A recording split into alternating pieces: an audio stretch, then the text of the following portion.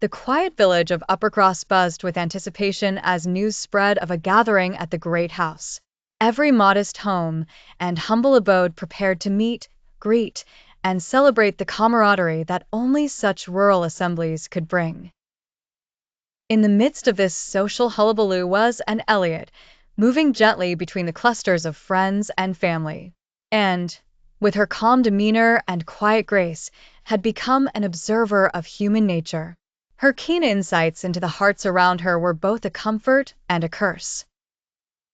Surrounded by cheerful faces and laughter, and occasionally found herself longing for something more profound and everlasting. Her heart ached for a connection, for something true that could not be faded by time or circumstance. As she mingled, offering polite smiles and greetings, a familiar silhouette caught her eye.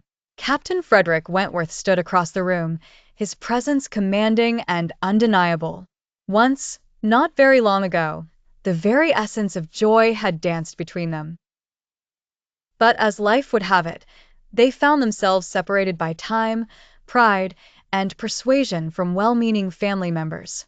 Today, as was their lot, and Wentworth exchanged courteous nods, a complex symphony of respect and unspoken words hanging in the air.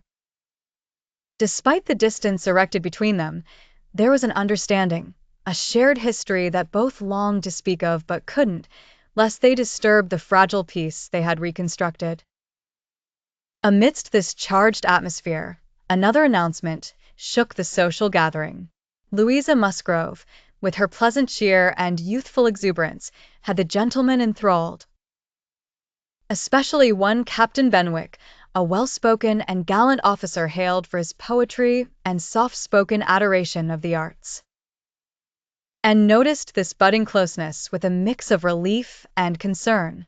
Relief, for it distracted Wentworth's attentions away from youthful promises, and concern, for she worried Louisa's spontaneous spirit might overshadow gentle Benwick's melancholy temperament.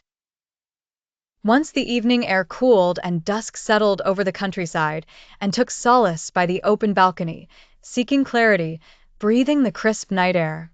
The scents of the garden wafted up to greet her, mixed with the far-off sounds of laughter drifted by the breeze.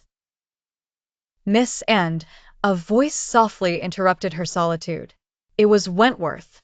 Words seemed caught in the tangled net of emotions. "Would you like a walk?" It was a simple question, yet one that carried weight neither could dismiss. Side by side, their steps synchronized by unspoken understanding, and Wentworth wandered into the moonlit paths of the manicured estate. And as the night folded around them, so too did the past and present mingle in a dance that left no moment still. In this moment, forgiveness and hope began to tentatively bloom between them, like delicate flowers vying for sunlight amidst a shaded grove.